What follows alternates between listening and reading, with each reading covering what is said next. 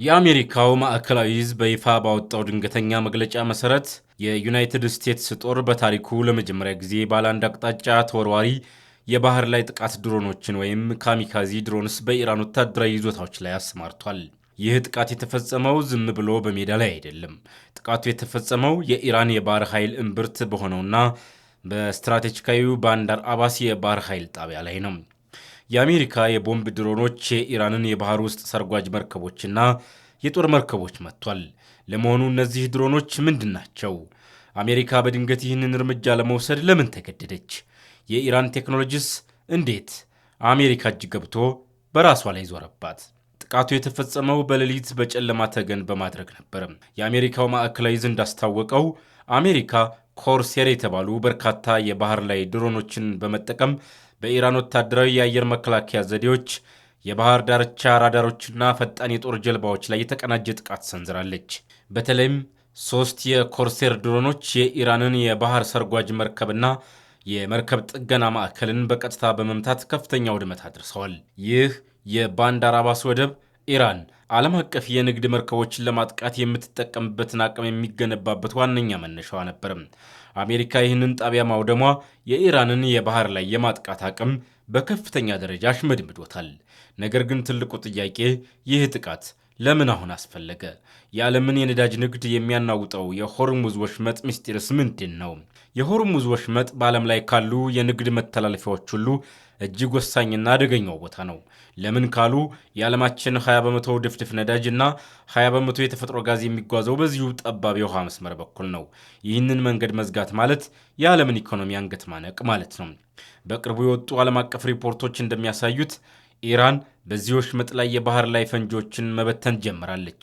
ይህ ደግሞ መንገዱን ሙሉ በሙሉ ለንግድ ዝግ አድርጎታል። የባለሙያዎች ግምት እንደሚያሳየው ኢራን ከ2000 እስከ 6000 የሚደርሱ የባህር ላይ ፈንጂዎች አሏት። በዚያ ላይ ከ80 እስከ 90 በመቶ የሚሆኑት ትንንሽ ጀልባዎቿ እነዚህን ፈንጂዎች ለመበተን የተዘጋጁ ናቸው። ይባስ ብሎ ደግሞ ኢራን የት ላይ ፈንጂዎቹን እንደዘራች ራሷ እንኳን መቆጣጠር አክተዋታል የሚሉ መረጃዎች ወጥተዋል። ይህ ማለት ደግሞ ማንኛውም የንግድ መርከብ በማንኛውም ሰከንድ ሊፈነዳ ይችላል ማለት ነው። ለዚህም ነው አሜሪካና አጋሮቿ የሆርሙዝ ወሽመጥን ከፈንጂዎች ለማጽዳት የውሃ ውስጥ ድሮኖችን ለማሰማራት የወሰኑት። የአሜሪካው ማዕከላዊ ዕዝ አዛዥ አድሚራል ብራድ ኮፐር እንዳሉት አዲስ ደህንነቱ የተጠበቀ የባህር መስመር ለመፍጠር ሂደቱን ጀምረናል ብለዋል። ነገር ግን ይህንን የፈንጂ ማጽዳት ሥራ ለመስራት መጀመሪያ የኢራን የማጥቃት አቅም ማዳከም ግድ ይል ነበር። ለዚህ ደግሞ አሜሪካ የላከችው አዲሱን መሳሪያዋን ኮርሴርን ነበረ። ለመሆኑ ይህ ጥቃት የፈጸመው ኮርሴር ምንድን ነው? ሳሮኒክ በተባለ የአሜሪካ ኩባንያ የሚመረተው ይህ ድሮን 24 ጫማ ርዝማኔ ያለው የባህር ላይ ራሱን የቻለ ጀልባ ነው። በናፍጣ ሞተር የሚሰራ ሲሆን ከሁሉም የሚገርመው ደግሞ እስከ 1000 ፓውንድ ወይም 450 ኪሎ ግራም ገደማ የሚመዝን ፈንጂ ተሸክሞ በሰዓት 40 ማይልስ ፍጥነት ይጓዛል። ይህ ድሮን ጥቃት ከመፈጸሙ በፊት ሌላ ትልቅ ታሪክ ሰርቶ ነበረ። ባለፈው ወር የአሜሪካ ጦር አፓቼ ሄሊኮፕተር በኦማን ባህረ ሰላጤ ላይ በኢራን ኃይሎች ተመትቶ ሲወድቅ 2 የአሜሪካ ፓይሎቶችን ለማዳን የደረሰው ይሄው ኮርሴር ድሮን ነበረ።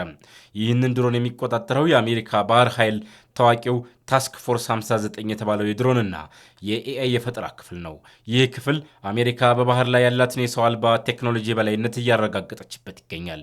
እንግዲህ እዚህ ጋር ነው ትልቁና አስገራሚው ታሪክ የሚጀምረው። አሜሪካ በባህር ላይ ብቻ ሳይሆን በአየር ላይም አዲስ ድሮን በኢራን ላይ ተጠቅማለች።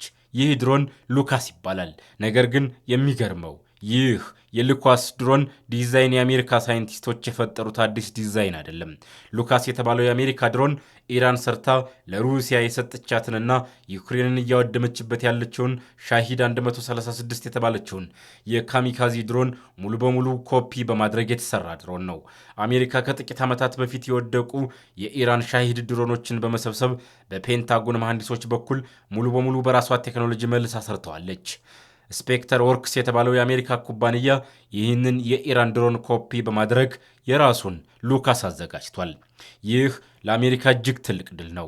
የኢራን ሻሂድ ድሮኖች በዓለም ላይ በርካሽነታቸውና በብዛታቸው የታወቁ ናቸው። አሜሪካ ግን ይህንኑ ዲዛይን ወስዳ በአንድ ድሮን $35,000 ብቻ በሚያወጣ ዋጋ እጅግ ዘመናዊና በስታርሊንክ ሳተላይት የሚመራ አደገኛ ድሮን ሰርታለች። ይህ ማለት ኢራን አሜሪካን ለማጥቃት የሰራችው ቴክኖሎጂ አሁን በአሜሪካ እጅ ገብቶ ኢራንን ራሷን ለመምታት ጥቅም ላይ ውሏል። እንዴት ያለ አስገራሚ የታሪክ ሽክርክሪት ነው! የአሜሪካ ጦር ሚኒስትር ፔት ሃግሴት አሁን አዲስ መመሪያ አስተላልፈዋል። ይኸውም የድሮን የበላይነት የተባለ ፕሮግራም ነው። አሜሪካ በሚቀጥሉት ጥቂት ዓመታት ውስጥ በመቶ ሺዎች የሚቆጠሩ አነስተኛና ርካሽ የቦምብ ድሮኖችን ለማምረት $1 ቢሊዮን በጀት መድባለች። ለዚህም ነው በቅርቡ ታስክ ፎርስ ስኮርፒዮን ስትራይክ የተባለ ልዩ የድሮን እዝ በመካከለኛው ምስራቅ የተቋቋመው። ይህ ክፍል በመሬት ላይ የሉካስ ድሮኖችን፣ በባህር ላይ ደግሞ የኮርሴር ድሮኖችን በማቀናጀት በመካከለኛው ምስራቅ ታይቶ የማይታወቅ የድሮን ጥቃት መረብ እየዘረጋ ነው። አሜሪካ በባህር ላይ የካሚካዚ ድሮኖችን ለመጀመሪያ ጊዜ መጠቀም የወደፊቱ የጦርነት ስልት ሙሉ በሙሉ መቀየሩን ያሳየ ክስተት ነው። ከአሁን በኋላ ውድ የሆኑ የጦር መርከቦችና ሚሳይሎች ብቻ ሳይሆኑ በሺዎች የሚቆጠሩ ርካሽ ሰው አልባ ድሮኖች የዓለምን ጂኦፖለቲካ ይወስናሉ። ኢራን ለዚህ ጥቃት ምን አይነት ምላሽ ትሰጥ ይሆን? የሆርሙዝ ወሽመጥ ቀውስስ ወዴት ያመራል? ባለፉት 100 ዓመታት ጦርነት የሚመራው በግዙፍ ታንኮች፣ በሚሊዮን ዶላር የጦር አውሮፕላኖችና በሺዎች በሚቆጠሩ ሰራዊቶች ነበረ። ዛሬ ግን ያ ታሪክ ሆኗል። በጥቂት ሺህ ዶላሮች የሚሰሩ የሰው ሕይወት የማይጠይቁና በሰው ሰራሽ አስተዋይነት ኤአይ የሚመሩ ድሮኖች የዓለማችንን ሀያላን ሀገራት እያስጨነቁ ይገኛሉ። የድሮኖቹ ፉክክር ለቀጣዩ የዓለም ጦርነት ምን መልእክት አለው? የሰው ልጅስ ወደ ምን አይነት የሲኦል ጦርነት እያመራ ነው? የድሮን ቴክኖሎጂ ትልቁ ምስጢር ዲሞክራታይዜሽን ወይም ቴክኖሎጂው ለሁሉም ተደራሽ መሆኑ ነው። ድሮን የድሆች ሀገራት ኒውክሌር እየሆነች ነው። እንዴት ካሉ እስከ ቅርብ ጊዜ ድረስ የአየር የበላይነትን ለመያዝ አንድ ሀገር ቢሊዮኖችን አፍስሳ የጦር አውሮፕላኖችን መግዛት፣ ፓይሌቶችን ለዓመታት ማሰልጠን ነበረባት። ዛሬ ግን እንደ ኢራን፣ ቱርክና ሰሜን ኮሪያ ያሉ ሀገራት በጥቂት ሺህ ዶላሮች የፈጠሯቸው ድሮኖች ሚሊዮን ዶላር የሚያወጡትን የምዕራባውያንን የአየር መከላከያ ዘዴዎች ሰብረው እየገቡ ነው። ይህ ማለት ምን ማለት ነው? ቀጣዩ የዓለም ጦርነት የአቅም ሳይሆን የብዛትና የፈጠራ ጦርነት ይሆናል። አንድን ባለ $150 ሚሊዮን የአሜሪካን አውሮፕላን ተሸካሚ መርከብ ለማውደም አሁን በሺዎች የሚቆጠሩና በአንድ ላይ $10,000 የሚያወጡ ትንንሽ የባህር ላይና የአየር ካሚካዚ ድሮኖችን በአንድ ጊዜ ማዝነብ ብቻ በቂ ነው። ይህ ጦርነትን እጅግ ርካሽ ነገር ግን እጅግ አውዳሚ ያደርገዋል። እስከ ዛሬ ድረስ የምናውቃቸው ድሮኖች በርቀት መቆጣጠሪያ በአንድ ሰው የሚመሩ ነበሩ። ነገር ግን ቀጣዩ ጦርነት ይህንን አያስተናግድም። ቀጣዩ ጦርነት የሰው ሰራሽ አስተዋይነት ወይም የኤአይ ድሮኖች ጦርነት ነው። በአሁኑ ሰዓት አሜሪካ፣ ቻይናና ሩሲያ በከፍተኛ ፍጥነት እየገነቡት ያለው ቴክኖሎጂ የድሮን መንጋ ይባላል። 100 ወይም 1000 የሚሆኑ ድሮኖች ምንም አይነት የሰው ልጅ ጣልቃ ገብነት ሳይኖርባቸው እርስ በራሳቸው በኔትወርክ እየተገናኙ እንደ ንብ መንጋ በአንድነት ኢላማቸውን ለይተው ያጠቃሉ።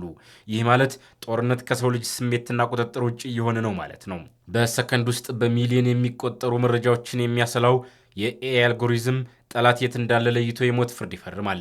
ቀጣዩ ጦርነት ፈጣን ውሳኔ የሚጠይቅ በመሆኑ የሰው ልጅ አእምሮ ማሰብ ከሚችለው በላይ ፍጥነት ይኖረዋል። ይህ ደግሞ ለሰው ልጅ ትልቅ የስጋት ደወል ነው። ባለፈው ክፍለ ዘመን አንድ ወታደር ራሱን ከጠላት ለመደበቅ ጉድጓድ ይቆፍራል፣ በጫካ ውስጥ ይሸሸጋል።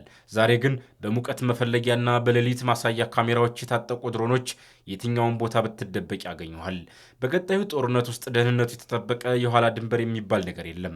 አንድ ወታደር ከጦርነቱ ቀጠና በመቶች የሚቆጠሩ ኪሎሜትሮች ርቆ በሚገኝ ካምፕ ውስጥ ተኝቶ እያለ ከሰማይ በድንገት የምትመጣ አንዲት ትንሽ የቦምብ ድሮን ሕይወቱን ልትቀጥፍ ትችላለች። ይህ ወታደራዊ ሳይኮሎጂን ሙሉ በሙሉ ይገላል። ሰራዊቱ ዘወትር በፍርሃትና በስጋት ውስጥ እንዲኖርም ያደርገዋል። ከተሞችም ቢሆኑ ከእንግዲህ መሸሸጊያ አይሆኑም። ትናንሽ የሰው እጅ የሚያክሉ ድሮኖች በህንፃዎች መስኮት በኩል ሰርገው በመግባት የተወሰኑ ሰዎችን ብቻ ለይተው ማጥቃት የሚችሉበት አቅም ላይ ተደርሷል። የትም መሸሸግ አይቻልም። የድሮኖች ፉክክር የቀጣዩን ጦርነት አሸናፊ የሚወስነው በጦር ሜዳ ብቻ ሳይሆን በፋብሪካዎች ውስጥ መሆኑን ይነገራል። የዚሁ ፉክክር ዋናው ቁልፍ ደግሞ ማይክሮቺፕስ እና የኤሌክትሮኒክስ አቅርቦት ሰንሰለት ነው። ዛሬ በዓለም ላይ ያሉትን አብዛኞቹን የሲቪልና የወታደራዊ ድሮን ክፍሎች የሚያመርተው ሀገር ቻይና ናት። አሜሪካ ራሷ የምትጠቀማቸው የበርካታ ድሮኖች ጥሬ ዕቃዎችና ማይክሮቺፕሶች መነሻቸው ቻይና ነው። ቻይና የታይዋንን ወሽመጥ ለመቆጣጠር በምታደርገው ጥረት ውስጥ ድሮኖችን በዋናነት ልትጠቀም ትችላለች። አሜሪካ በበኩሏ የቻይና የበላይነት ለመስበር ራሷን ችላ ማምረት የሚያስችላትን ሪፕሊካተር የተባለ ፕሮግራም ቀርጻለች። ይህ ፕሮግራም በአጭር ጊዜ ውስጥ በ10 ሺዎች የሚቆጠሩ ርካሽ ድሮኖችን ማምረትን ያለመ ነው። ስለዚህ ቀጣዩ የዓለም ጦርነት ባጭሩ የኢንዱስትሪ ምርት ፍጥነት ጦርነት ነው። የትኛው ሀገር በቀን ውስጥ ብዙ ሺህ ድሮኖችን ማምረት ይችላል? አሸናፊውም እርሱ ይሆናል። የጦርነት ሕግ ምንጊዜም አንድ ነው። ጋሻ ላለው ሁሉ ሰይፍ አለ፣ ሰይፍ ላለውም ጋሻ ይበጅለታል። የድሮኖች መበራከት ሌላ አዲስ ታላቅ የጦርነት ገበያ ፈጥሯል። የድሮን መከላከያ ቴክኖሎጂ። አሁን ላይ ሀያላን ሀገራት ድሮኖችን በውድ ሚሳይል መምታት አቁመዋል። ምክንያቱም የ$20,000 ድሮን በ$2 ሚሊዮን ሚሳይል መምታት ራስን በኢኮኖሚ ማዳከም ነው። በምትኩ ምን እየሰሩ ነው? የኤሌክትሮማግኔቲክ ሞገዶችን በመጠቀም የድሮን ጂፒኤስ ማደናቀፍ፣ የሌዘር ጨረሮችን በመጠቀም በሰከንዶች ውስጥ በሰማይ ላይ ማቅለጥ፣ እንዲሁም ራሳቸውን የሚከላከሉ የጥቃቅን ድሮን መረቦችን መዘርጋት ቀጣዩ መፍትሄ እየሆነ ነው። ስለዚህ ቀጣዩ ጦርነት በድሮን አጥቂዎችና በድሮን መከላከያ ቴክኖሎጂ መካከል የሚደረግ የረቂቅ የሞገድና የኤሌክትሮኒክስ ፍልሚያ ይሆናል። በመጨረሻም የድሮኖች ፉክክር ለቀጣዩ ጦርነት የሚነግረን አንድ ትልቅ መራር እውነት አለ። ጦርነት ከእንግዲህ የጀግንነት የሰራዊት ብዛት መገለጫ አይደለም። ጦርነት ሙሉ በሙሉ የቴክኖሎጂ የኮድ አጻጻፍና የፋብሪካዎች ፍጥነት ሆኗል።